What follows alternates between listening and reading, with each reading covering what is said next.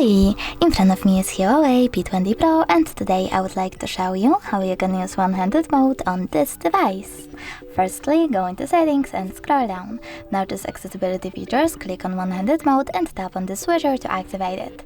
Then pick one of those methods to use one-handed mode. I will go with that one because I have tricky navigation, so I have to swipe across the navigation bar. If you wish to use your one-handed mode with your right hand, you need to swipe to the right. Then go back by clicking on the blank area. If you wish to use it with your left, do the same to the left. When you're ready, click on this blank area over here. If you wish to turn off one-handed mode completely, click at the same switcher. Thanks so much for watching. If you enjoyed this video, leave a like, comment and subscribe. Bye!